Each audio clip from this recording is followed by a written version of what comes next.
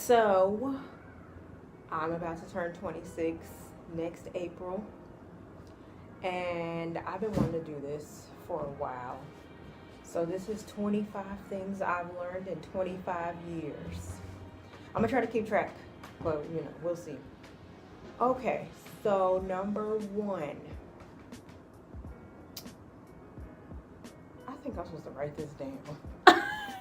Okay, so the first one, I feel like recently I learned this one, is to trust your instincts. I mentioned this in the other video, like about Chicago, like living in Chicago and meeting people.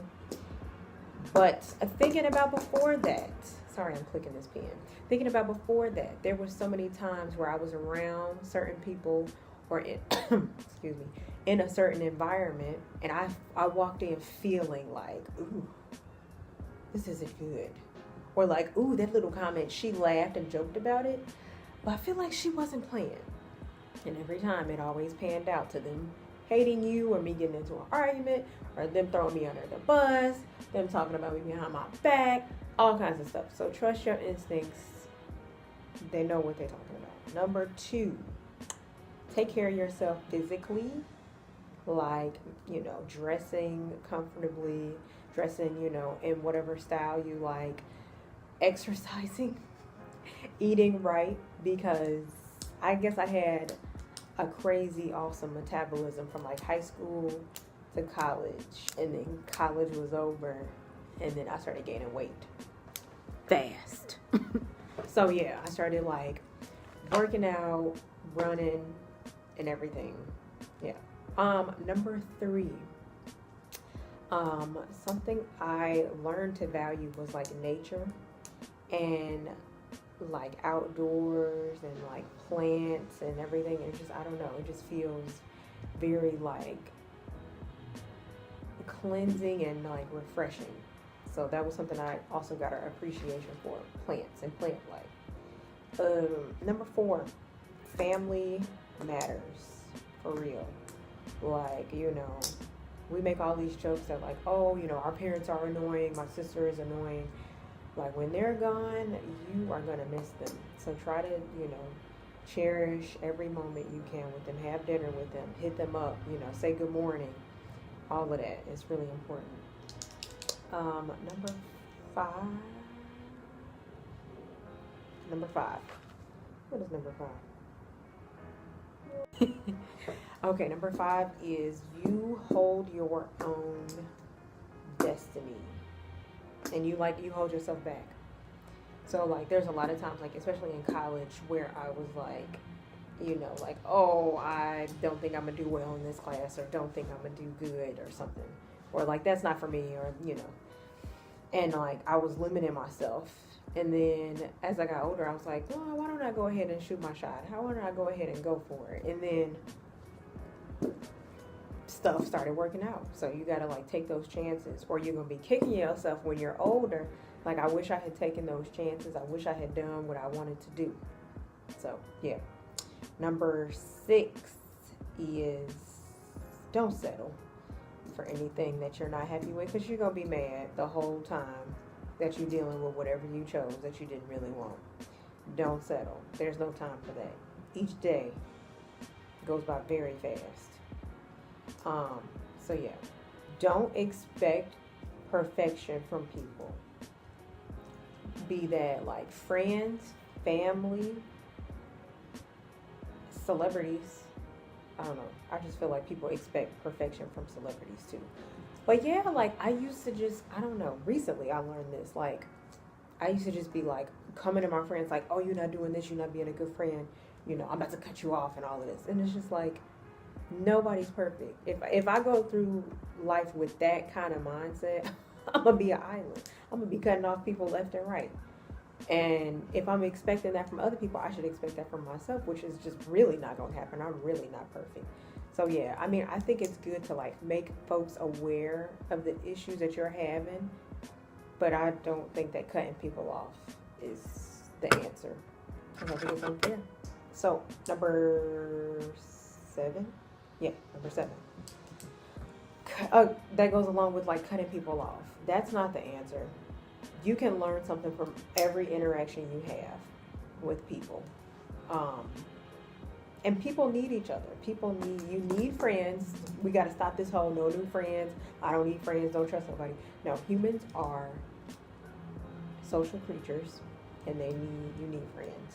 So I'm not going to say, have toxic people in your life, but don't just go cutting everybody off. You can take some distance from them, and you could also learn to take stuff with a grain of salt. But I mean, don't just go, and say like, oh, I'm independent. You're not independent. Nobody's independent. Another thing I learned. You don't have to argue with everybody. You don't have to argue with everybody. You don't have to argue every point. You don't have to keep going until somebody says, what is that thing? Yahtzee or whatever. I don't know, Geronimo, whatever the saying is. Uncle. Yeah, there you go. That's kind of a weird game. But anyways, yeah, for the other person's sake, it's no point in arguing. Why are you arguing? For your ego, so you can be like, I won. Does it really feel that good? You can say your point. They can say their point. Boom. That's it. And I feel like nowadays when people arguing with folks, with strangers on the internet, I feel like that's not helping nobody. I feel like the best way to do it is to say your part, let the other person reflect, and if they want to change their stance or change their opinion, that's on them. You did what you could do. But I know one thing, I don't like when nobody's like forcing me to do anything. So you forcing your opinions down my throat, it's not going to make me change my mind at all. We just going to keep going. So yeah, you don't have to, I learned that like, for my sanity and energy and my blood pressure not going up, you don't have to argue with everybody. As a, what is that word from like geometry? Not algorithm. What is that word? Allegory? No. What is that word? So another, I guess the word is postulate, maybe addendum. Stand your ground also. Don't argue with folks, but stand your ground and like, don't let people push you into changing your stance about a topic or changing your opinion or yielding to them. Stand your ground. Always. If it's something you believe and something you believe with fervor and, everything. I mean, only change your mind if you really want to change your mind. Not because like you're scared of somebody like bullying you or like making you have to be like a bad person because you don't believe a certain way. Yeah. Stand your ground. I don't know what number we're on. I don't know what number we're on. Whatever. I'll edit this. Pay attention to people's actions over their words. I know that's like, Instagram wisdom, but like pay attention to people's actions over their words and pay attention to their present actions. Say they were a great friend in the past and then all of a sudden they just started being a crappy friend. In the present, you need to go and base your decisions on how you interact with that person based on the present, not the past, and not what they're saying they're going to do. If somebody says like, oh, I'm gonna come to your party, I'm gonna do this, and they never show up, or they're always flaking, go on the present, not what they used to be, Next, respect others. I had to learn this the hard way. I'm not gonna go into detail, but respect others. I always thought I was like a respectful person, but I'm also a very aggressive, assertive person, and I like really go for what I want because I get irritated when I see other people getting what they want and I don't get what I want. So then like now I've become like this person that's just like, hey, give me what I want. But then like you also have to respect people and consider other people's feelings too. So that's very important. And listen to people. Another thing, no matter what you do, it's always going to be somebody that doesn't like you or doesn't approve of what you're doing. And if you try to bend over backwards and try to please everybody, you're going to be crazy. You're going to be cuckoo for Cocoa Puffs. That's why I feel bad for celebrities. Like, I feel like celebrities really can't do anything because it's always going to be somebody who disagrees with them. And then that controls the jobs and, like, the prospects they get, you know? So, yeah. Chalk it up to, like, no matter what you do, somebody's going to be a hater. Oh, it's not what you say to people, it's how you say it. So I had to work on delivery. I can be kind of like fiery and just like, hey, this is how I feel, da. But then you gotta realize, like, okay, would I like if somebody was talking to me like this, or like view it from the person's perspective, and if you would feel like, oh, I feel like I'm being attacked, or I feel like she's being very mean. Let's see. Oh, learn to cook. I've always known how to like cook. I mean, it don't be perfect every time. It's a hit or a miss, but for the most part, it's not bad. But this whole takeout life, especially in Chicago, will have you broke out here. Broke. So learn to cook, learn to be self-sufficient with that, and it's healthier. You save money and it's healthier, and it lasts longer, and you can share it with people too. This was something else I learned. I mean, I always knew it, but like over the course of my lifetime, I guess like growing up as a Black American, like I went to an all-Black school when I was younger, so I like every month was Black History Month, which I'm really thankful for. But like, you know, I kind of got accustomed to like, okay, well, we had the Civil Rights Movement, da. But like, I took that trip to Alabama, and our ancestors went through a lot for us, and I have like a newfound gratitude for what people in the past went through for us. Like